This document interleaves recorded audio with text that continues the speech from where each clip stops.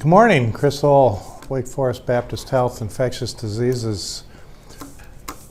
Almost mid-October, got another week officially for mid-October to happen, and it will be halfway through the fall and coming down on our Delta wave. It seems like the weather can't figure out whether it wants to be really fall or summer. But I don't know about everyone else, but I'm enjoying the cooler, cloudy temperatures. Our case numbers across the country, if you're following the charts, are coming down, except for the Rockies, particularly the northern Rockies and the northwest parts of the U.S. and North Dakota, Minnesota now, and to some extent Wisconsin. The pandemic that had hit the South so hard with Delta is ebbing right now, and including in Florida, Mississippi, Alabama, the numbers have come down considerably since the beginning of September. Here in the Triad, we're about half of what we were at peak. If peak happened right around Labor Day here, and that's good with our case numbers. An interesting event happened as of this week. The case numbers per 100,000 per week in Wilkes County is now the same as in Forsyth County. So Wilkes, who had got hit really hard with Delta at the beginning of September, has had a considerable easing, and that is also reflected in the other rural counties around us. Why are our cases coming down? Well, some of it's vaccination, and some of it's those who were going to get breakthrough infections and then got boosted by having their COVID cold, so to speak, and then other people who were unvaccinated have gotten COVID, and that's going to provide some natural immunity for a while. I have been looking at our hospital numbers, which are also coming down, but noting that still well over 95% of the people being admitted to our hospital with COVID are unvaccinated still. So there's 60 million unvaccinated people roughly in the United States yet. And that worries me. That worries me for them because COVID's not going to go away. And one way or another, as we work our way and wiggle our way out of the pandemic, just about everybody's either going to get vaccinated or they're going to get COVID. And I'd rather have people get immune through vaccination than I would from getting the infection. 4% mortality still on overall in unvaccinated people. And that's pretty darn high when you compare it to other things. Some sobering statistics here, both locally and nationally. The first one is that the New York Times synthesized and published the deaths due to COVID since the beginning of June. So they took away the deaths due to COVID that happened during the first half of the pandemic and then looked just at from June until now. And that is important because that's the Delta variant, and that's the Delta wave, and that's the wave of deaths that occurred in unvaccinated people. And if you look in our region here, they broke it down by county. The counties that got hit the hardest with mortality in our area were the rural counties to the west, south, and north of Forsyth County. So that would be Stokes, Surrey, Davidson, Rowan, Iredell, and leading the pack in deaths per 100,000 was Wilkes County. And the rate of death in Wilkes County was roughly, I think, around 1 in 400 people. And that means that just about everyone in Wilkes County probably knows somebody who died of COVID. And that is just horrible. The other statistic that I really wrenched my heart came out this morning, and it was in the Washington Post, that 1 in 500 children in the United States have lost a parent or primary caregiver due to COVID. 1 in 500. That's a lot of kids who have lost parents or primary caregivers. And that's going to be something that is going to be a long-lasting effect of COVID that goes into the years and decades from now, because that's a huge event in a child's life. In some ethnic minorities and racial minorities, that rate goes even higher. So in Native Americans, it's roughly 1 in 660. So 1 in 160 kids have lost a parent or primary caregiver. Hispanics is about 1 in 250. African Americans, it's about 1 in 200. And so I think that is just another statistic that highlights how hard COVID has hit racial and ethnic minorities. And that our conference, our infectious disease conference that we had last week, we had a lot of talks about that. And that's something in public health that we need to address, and not just for pandemics, but for everything. A little bit on a more uplifting note, our schools are overall doing pretty well here in the Triad. We're still masking largely in our area for our kids in schools. Starting up some testing programs, particularly for athletes. And while there are some quarantines happening and some occasional infections, the school place itself seems to be a safe place to be. And the infections that are happening are in the activities that surround school and the social aspects. Wake Forest University, and I'll knock on some wood, is doing great actually. In the last roughly 10 days, we've had 2 students, that's it, who have presented with symptomatic COVID. And so why are they doing so well is because that community is so largely vaccinated. Over 98% of the kids, and almost an equal number, same number for faculty and staff. So if you have such a highly vaccinated group of people, the virus just has a horrible time transmitting from person to person. And it just extinguishes itself out, rather than having somewhere between 4 to 6 people infected with the Delta agent from every one person. It becomes a number less than 1, and it makes it hard to transmit. A lot of things still about boosters, and the FDA is going to be busy this month. In the next 3 weeks, the FDA and its advisory committees will be considering, 1, Moderna boosters. So for those who got Moderna, what a booster shot might do for them, and what ages they'll recommend for that, and what groups of people. They're also going to hear J&J's data on a second shot for their vaccine, the vectored vaccine, J&J's. So notice I said second shot for that one, and that I said that on purpose, is because I think J&J's vaccine should have been 2 shots all along. I've been saying that all along. Now we're going to see the data to support that, and I'm pretty sure they're going to recommend a second shot.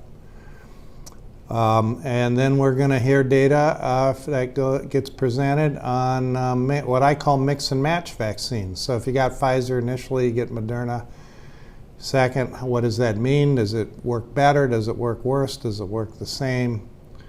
And we'll see how, and it's all the perturbations of the 3 different vaccines, so it's kind of like there's 9 different ways to look at it.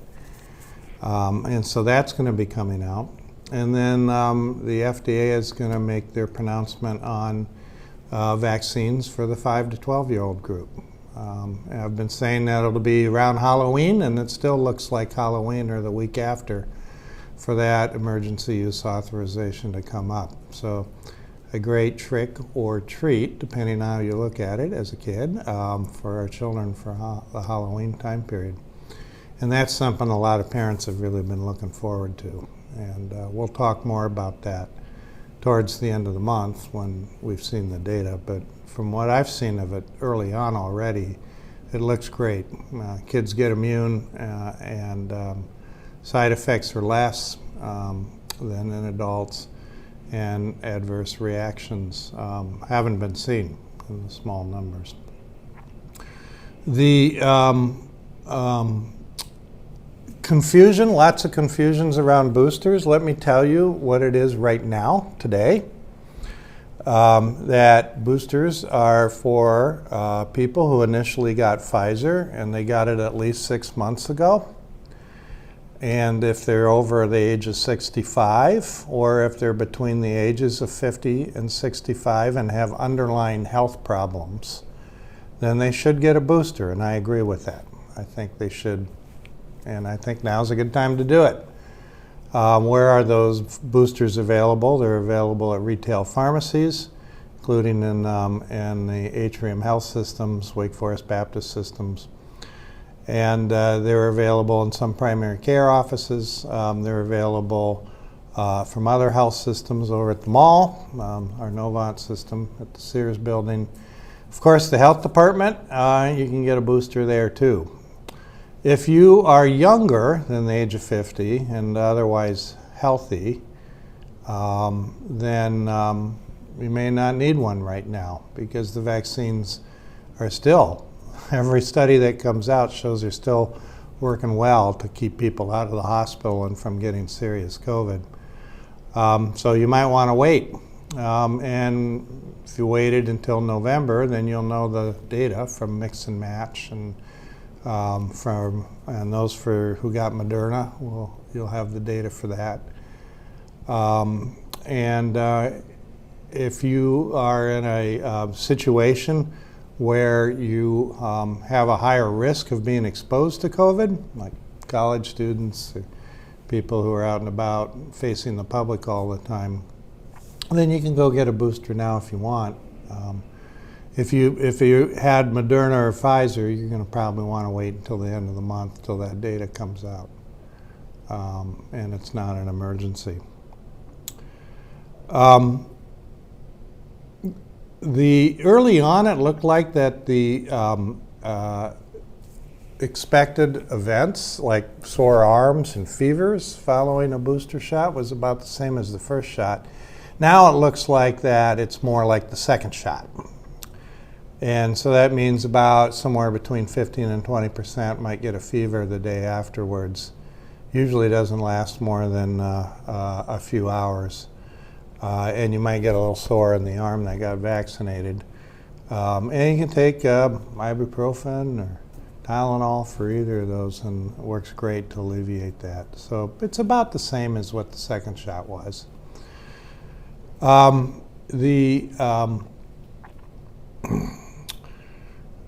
A few things about other treatments and modalities besides vaccination that's going on. So monoclonal antibodies are still available. If you have had COVID, particularly if you're immunocompromised or you're unvaccinated or you have high risk for serious events from COVID, and you test positive for COVID, then you're eligible for a monoclonal antibody treatment. And we have appointments available in our health system, Atrium, Wake Forest Baptist Health, and here in Winston, also up in Wilkes County at the FEMA site, and then over in Guilford County. So it's something to keep in mind. Some real exciting news this week about what I call the COVID Tamiflu, which is a medication that you can take for COVID, just like how you would take Tamiflu for the flu. And it's called molnupiravir, and it's an antiviral drug. Hopefully the trade name is going to be shorter than the scientific name, molnupiravir. And the clinical trial, the phase 3 clinical trial of that drug was halted early because it worked so well. And the data review committee for Merck said, you know, because the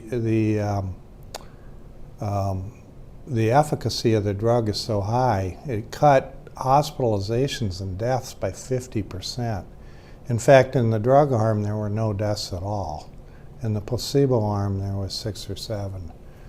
And that's a pretty effective antiviral. So they said, you know what, looks good. And it's time to take this data to the FDA and get approval.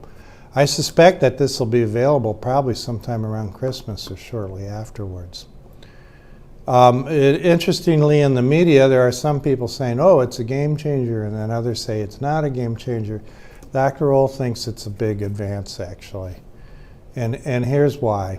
Rather than getting a monoclonal antibody that you have to go to a special infusion center and sit for a few hours, make an appointment, it's kind of onerous and it's hard for health systems to keep this up. The drug is hard to make and it gets in short supply, like even now.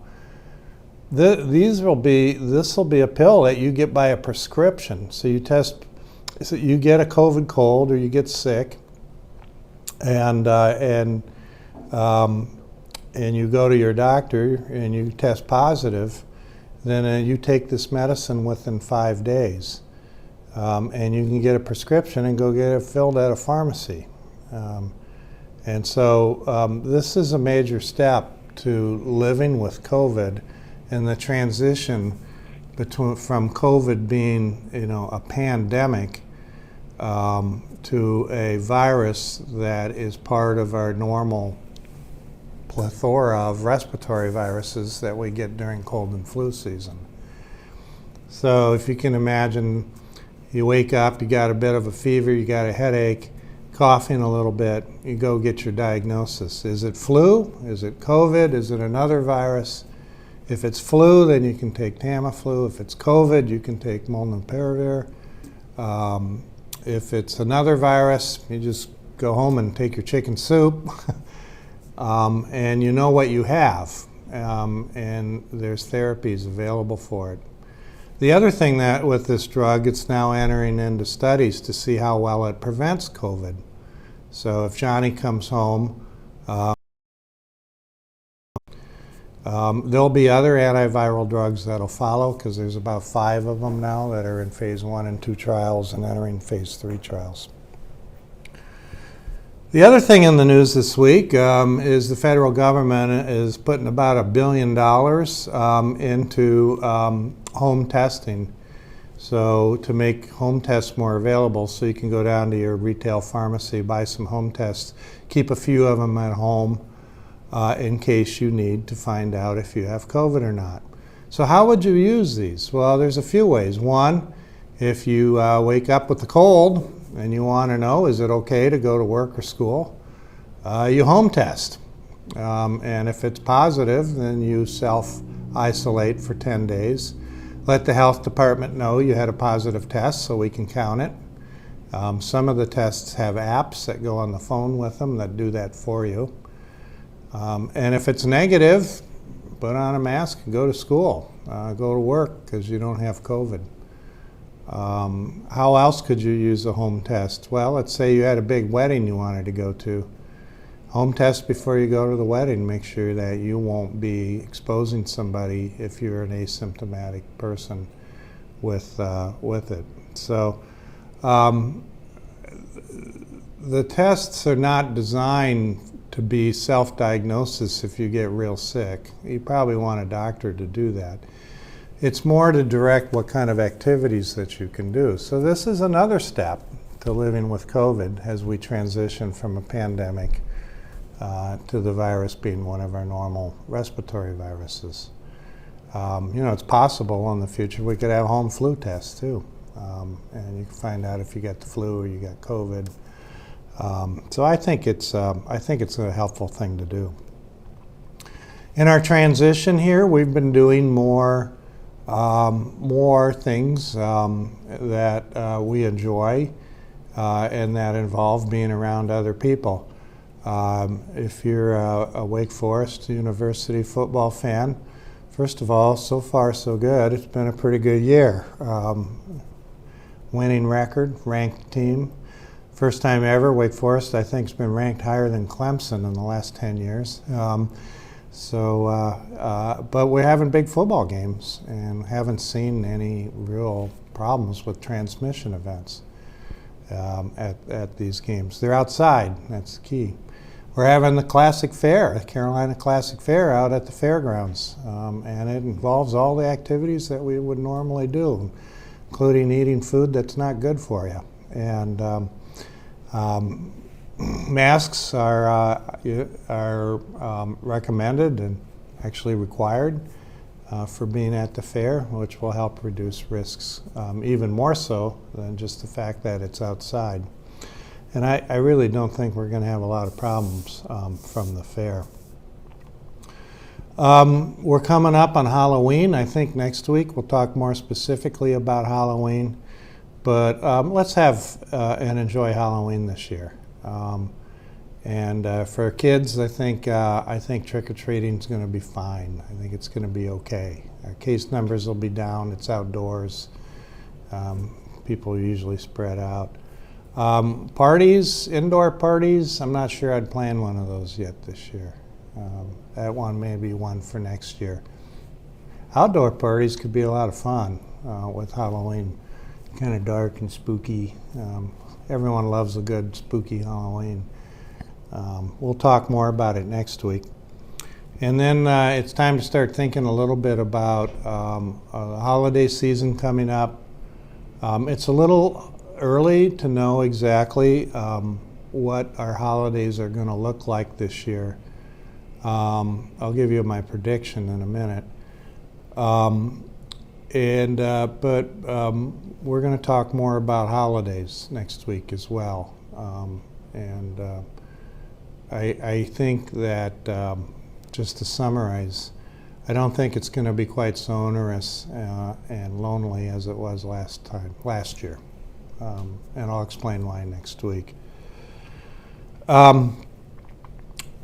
So that kind of brings me to what do I think this winter is going to look like? Well, as I've said all along, COVID's not going to go away. Even New Zealand finally figured out that getting zero COVID is just not tenable anymore, and they're going to start relaxing all their lockdowns.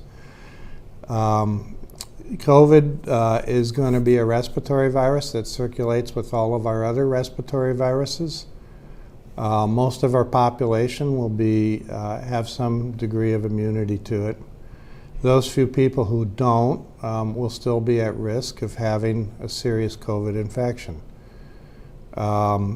That's just like any other respiratory virus. People don't realize it, but we in infectious diseases do, that if you have weakened immune system for whatever reason, occasionally even healthy people, it's rare, can get adenovirus, a respiratory virus that can be very serious. You can get even rhinovirus, which is the cold virus, and for some people it can be really serious. RSV can be really serious for a small number of people. Parainfluenza, another cold virus, can be serious for some people. So COVID will be in that too, can be serious for some people. Some of these respiratory viruses, we can have vaccination. COVID's one of them, so you can largely protect yourself totally from that one. Influenza is another, where you can really attenuate the disease if you get it, and that's another one. The other ones we don't have vaccines really for them yet. We have done well and survived as a population, have done the things that we've wanted to do and the activities that we want to do, including going to school and such, for decades, living with respiratory viruses. And we will do so again. And quarantine eventually is going to go away for COVID. Isolation will eventually go away for COVID when our vulnerable population becomes so small. And that's how this pandemic will end. It'll be a slow slide back into, do we want to go back to normal? A lot at our conference about that this year, and a lot of it directed for health systems and hospitals and public health. No, we don't want to go back to the way it was before the pandemic, because things weren't good before the pandemic. Healthcare disparities, racial and ethnic disparities in healthcare, they existed in the pandemic well before COVID came along. We don't want to go back to that. We want to build these systems better. We want to have better public health for everyone. We want to have health systems that respond and are available and access to care for everyone. Our health systems themselves, do we want to go back to the way it was before the pandemic? No, we want it to be better. We want safe health care that's readily accessible, that's less expensive, and easier to access, that responds to data and increases the health for everyone in our population. That's what we would like to go to. We don't want to go back to the way it was. So that's really a lot of things. When people say, let's go back to normal, think about it as a way of moving forward to a better life and a better society in our post-COVID pandemic worlds. I'll leave it at that and let people think about that for a while. So next week, let's have some questions. Our team will be ready to compile those, and we'll address them next week. So Halloween, and maybe if you want to start thinking about the holidays coming up, if you still have questions about boosters, that'll be on the table too, even though the booster world's going to be changing over the next 3 or 4 weeks. But yeah, go ahead and send in your questions. We'll talk about them next week. So we'll see you then. Can I ask a question? Oh, I'm sorry. Yeah, yes, you may ask a question. You can even ask 2. It's about people who can't taste or smell, but then go get tested because that's one of the symptoms. Right. So they get tested and it comes back negative. What could cause that? Yeah. So, the loss of taste and smell has become kind of famous with COVID because right now it's the most common cause of it. But there are other reasons you can have loss of taste and smell besides that. Some of them are certain nervous conditions. Some of them can be blockages in that part of the nose because smell is such a big part of taste as well. The nerve that come from the tongue can sometimes be affected by something like Bell's palsy or something along like that, and that can cause it. So there are other reasons. So if you've had a loss of taste and smell and you test negative for COVID, wait a little while and see if they come back. A lot of times they just come back on their own, and if they don't, then that would be a reason to see an ear, nose, and throat doc about why that might be there. You want to get it investigated. So I gave you 2 questions. Do you have another one? Randy's got one over here from Spectrum. Because the boosters coming out, do you need to have the 3 shots to be fully vaccinated, or is that just? Yeah. So are you fully vaxxed? Do you have to have a booster to be fully vaccinated? No, not right now. You're fully vaccinated with 1 J&J vaccine or 2 of the Pfizer or Moderna. So for mandates and things like that, 2 is what it is.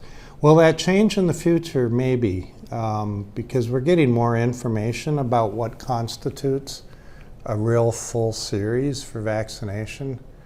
And it may be 3 messenger RNAs and 2 of the J&J may be what it'll be. But for right now, you're fully vaccinated if you've got 1 of the J&J, 2 of the messenger RNA. And can you get the flu and COVID vaccine at the same time? Oh yeah, I should have mentioned that. Flu vaccine, yeah, it's time to get our flu vaccines, get your flu shot.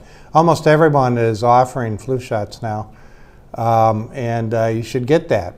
If you were previously vaccinated for COVID, get your flu shot. If you're not vaccinated for COVID, then get a flu shot and your COVID vaccine. If you're going to go and get a booster and you want to get your flu shot at the same time, you certainly can. 1 in each arm. It's just as safe, maybe even a little bit better in effectiveness to get them at the same time. And then it's certainly more convenient because you only have to go once. So yes, you can get them at the same time. When do we expect Moderna's booster to be available? But Moderna's booster to be available sometime around the end of October, probably. Sometime in there. About the same time we can start doing 5 to 12-year-old kids with Pfizer. Got one question here. I know you kind of touched on it. Do you have any insight on whether the flu might be worse this year, or COVID worse than the flu? Or, Right. So yeah, question, what's my anticipation and prediction for how the flu season will be? I think last year we saw 0 flu basically. COVID beat it out and outcompeted it in the respiratory virus world. And this year, because of either pre-existing immunity from natural infection or from vaccination, the respiratory virus, other respiratory viruses are going to be able to grab a foothold, I think, in it too. And that includes flu. So really, flu vaccine this year is going to be really important. We might see a rebound of flu that actually is more significant than what we usually see. So it might be a busy respiratory viral season.